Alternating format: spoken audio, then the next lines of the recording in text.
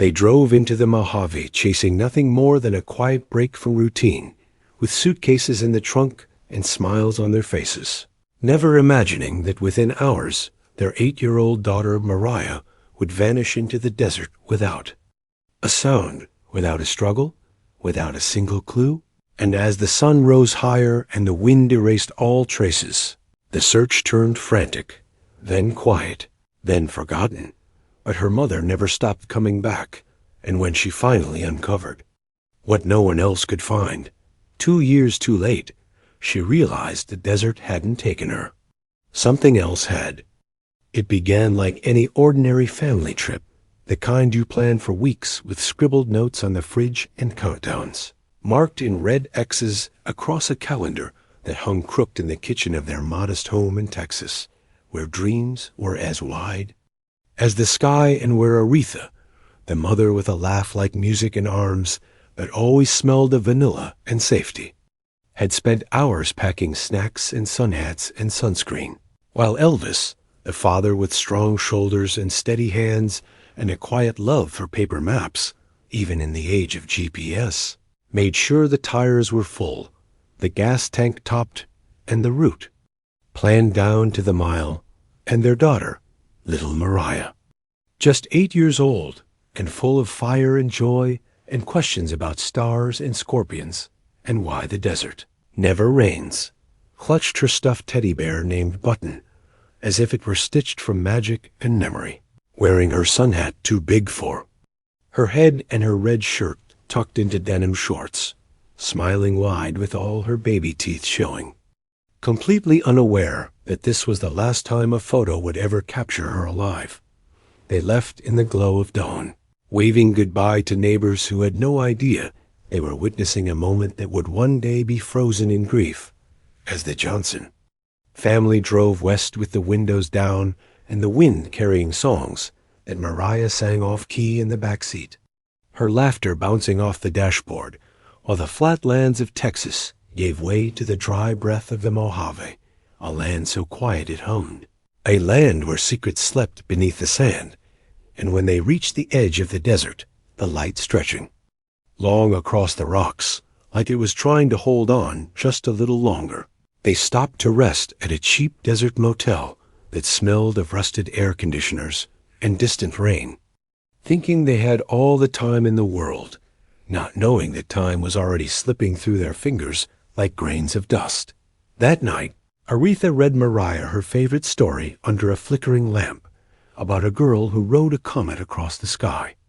and Eldest double-checked the trail maps for the morning, while Mariah slept curled beside Button, safe and warm, with her shoes by the door and her future still unbroken. And when dawn came again, golden and soft, with a kind of beauty that makes you believe nothing bad could ever happen in such a place, they packed the car, filled their bottles, and stepped out into the desert as a family of 3, full of joy and love and sunscreen and trust in the world around them, not knowing that one of them would not return, not realizing that the Mojave, beautiful and brutal, was not just a place on a map, but a mouth waiting to open, a silence waiting to swallow, and that before the sun would set again, their daughter Mariah, with her teddy bear and her shining eyes, would vanish so completely that not even the wind would remember the sound of her name. And the morning came like all the best ones do, with the golden light creeping in through the cracks of the old motel blinds, and the air still cool enough to feel like a promise. And Aretha, still half asleep, but smiling because she could already hear Mariah, humming to herself in that small voice she used when she was trying not to wake anyone, but couldn't help the joy bubbling up inside her, and Eldest stretching with one arm over his wife's shoulder and the other reaching blindly for the watch on the bedside table, muttering something about getting an early start before the heat rolled in, and Mariah, already dressed in her red shirt and her little denim shorts with her teddy bear Button tucked tight under one arm, her wide-brimmed straw hat slipping down over her eyebrows as she bounced by the door, whispering, "Can we go now? Can we go now? Can we go now?" and they all laughed like families do when they believe nothing bad can touch them, because their love is strong and their circle is tight, and the sun is shining too brightly to imagine anything else. So they packed the last of their water, bottles into the backpack, checked the trail guide once more, locked the motel door behind them, and stepped out into the Mojave Desert, where the sky stretched so endlessly blue that it made the earth feel small and safe and still. And as they started walking, not far, not dangerously far, just out past the parking lot and across a dry wash where the cracked earth looked like puzzle pieces waiting to be solved, they didn't know that every step was leading them closer to the moment where time would stop forever for one of them, because it happened so fast, so terribly fast, like the wind had blinked and the world had forgotten her. Because 1 minute Mariah was there, skipping ahead just a little with Button bouncing in her arms, chasing a lizard or a sparkle or some flicker of childlike wonder beyond the curve of the ridge. And the next minute gone, just gone, no scream, no sound, no shadow, no trace, and Aretha shouted her name, first with a laugh, then with a frown, then with a fear that cracked something deep in her chest. And Elvis dropped the pack and ran ahead, calling out Mariah over and over, voice getting louder and thinner, and breaking in ways he didn't know it could. And for the next hour,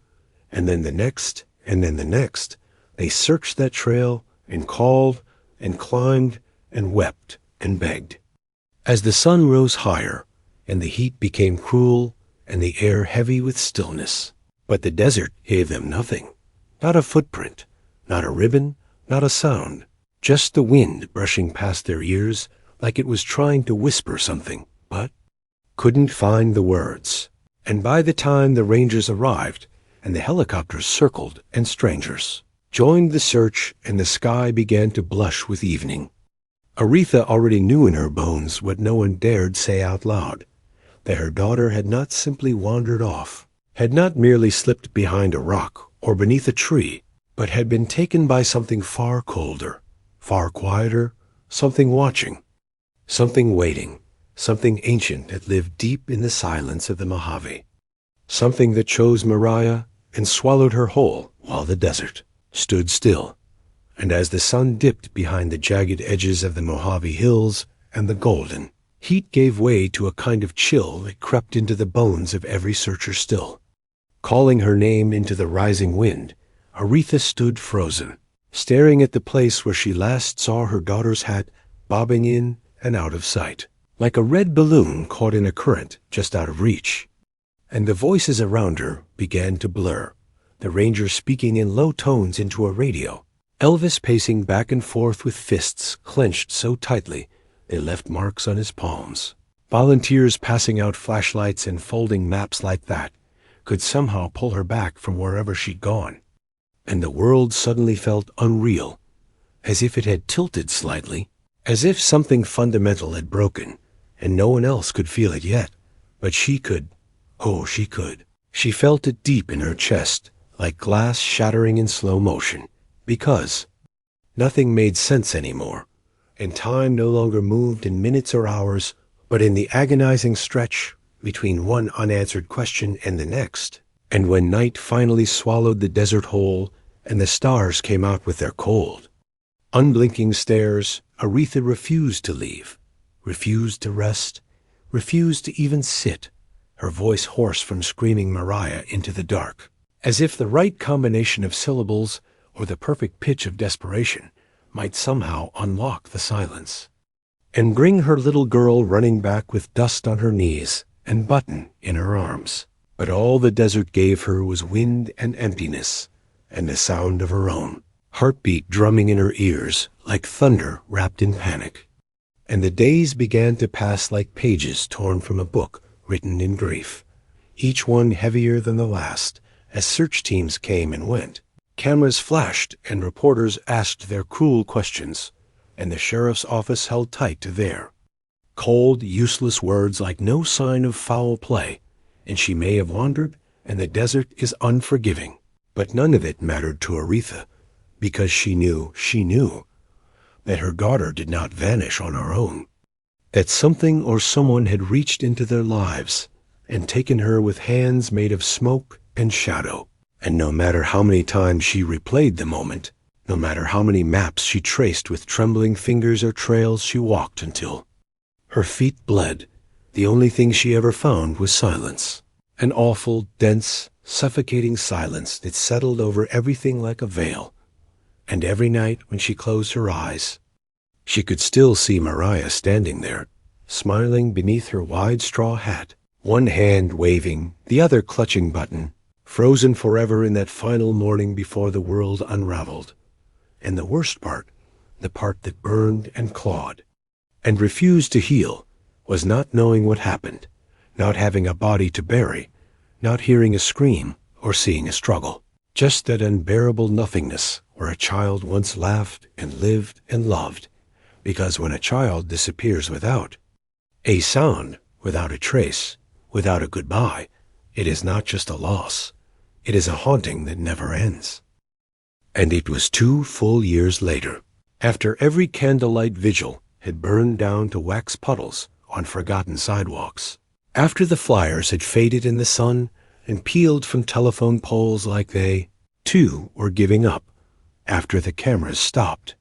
showing up and the world turned its back the way it always does when a missing girl is no longer new, when the story becomes too quiet for the headlines, when even the police stopped calling back and the case file was left to gather dust on a shelf labeled cold,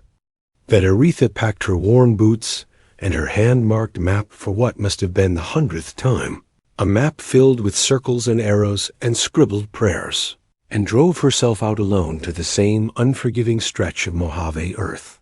same place where her baby vanished under a sky that looked too bright to hold so much pain,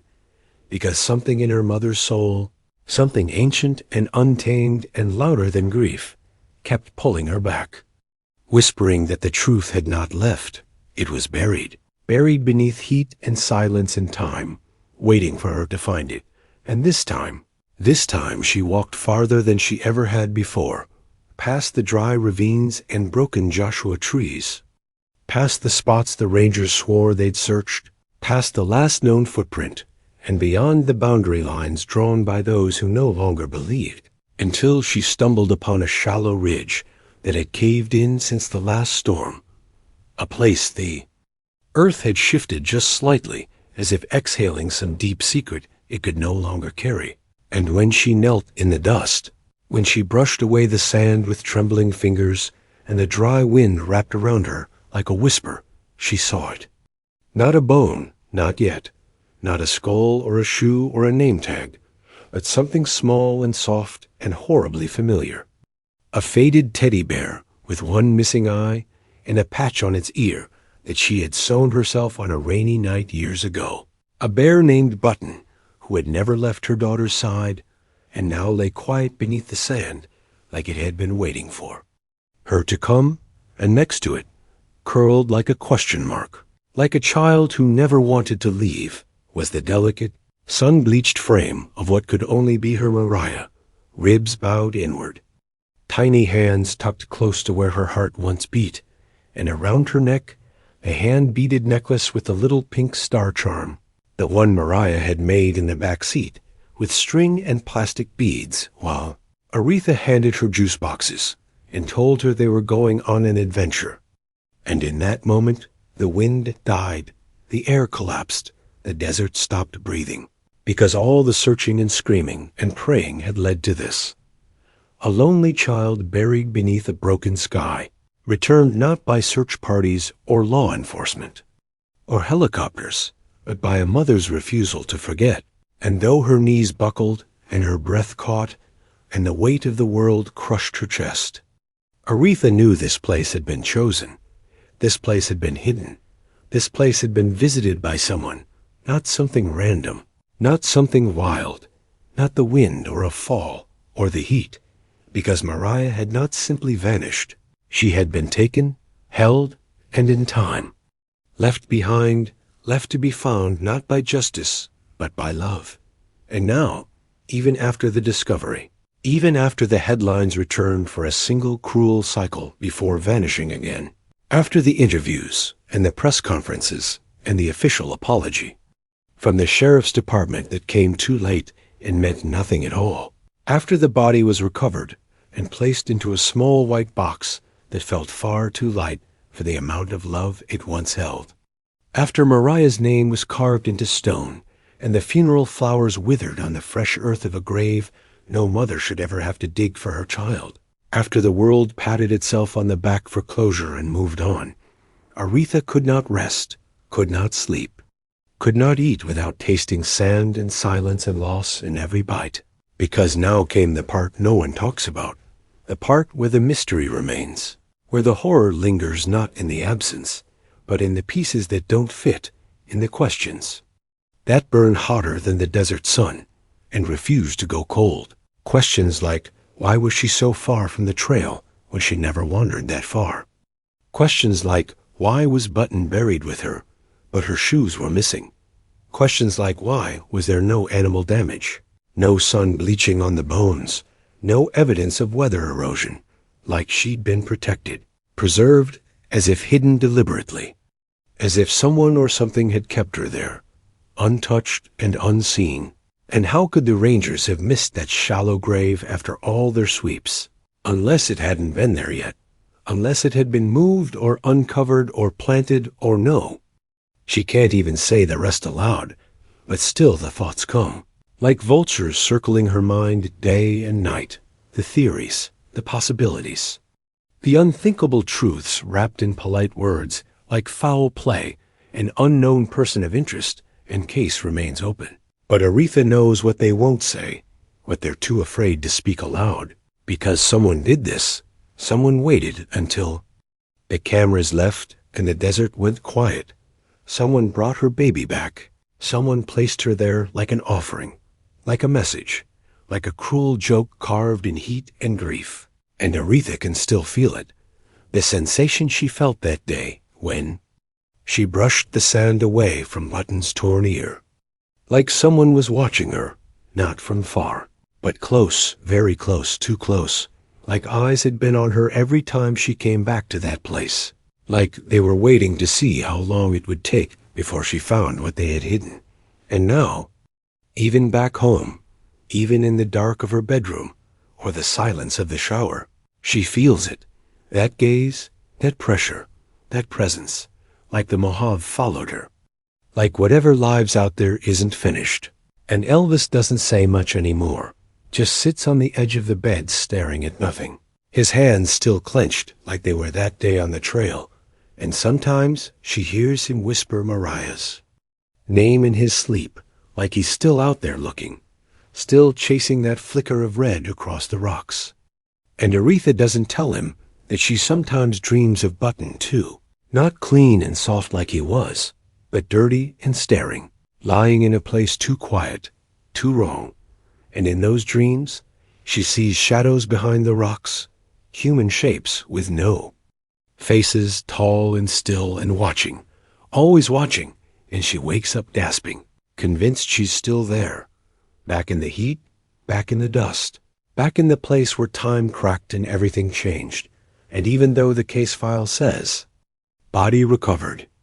no conclusive cause of death, she knows that's just paper, just ink on a form written by people who weren't there, who didn't feel the earth shift beneath their knees, or hear the desert whisper things it shouldn't know, because the truth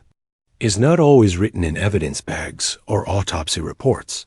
Sometimes it lives in the silence between heartbeats, in the places maps won't show you, in the eyes of a mother who refused to stop searching. And now she spends her days sitting at the kitchen table, staring at that same old map, the one with circles and arrows and tears smudging the ink, wondering what she missed, what she didn't see, what clue she overlooked when her grief was too loud to let her think, because something still isn't right, something still doesn't fit. And maybe the worst part isn't that she lost her daughter. Maybe the worst part is that she found her, because now the whole is real, the ending is final. The mystery has shape but no answers, and the fear remains, the dread, The aching possibility that whoever took Mariah might still be out there, walking the desert under that endless blue sky, watching, choosing, waiting. And when Aretha looks at the photo on the fridge, the one of Mariah smiling with her gap-toothed grin and her straw hat tilted sideways,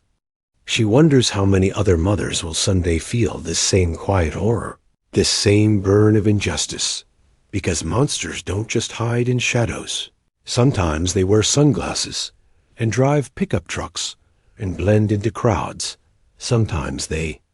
walk among the search parties, hand out water bottles, ask the same questions they already know the answers to. And Aretha knows, deep in her bones, that this story isn't over. Not really, because something took her daughter and then gave her back. And things like that don't happen without reason, without warning, without intention. And maybe, just maybe, it was never about Mariah disappearing at all. Maybe it was about what would happen when she was found.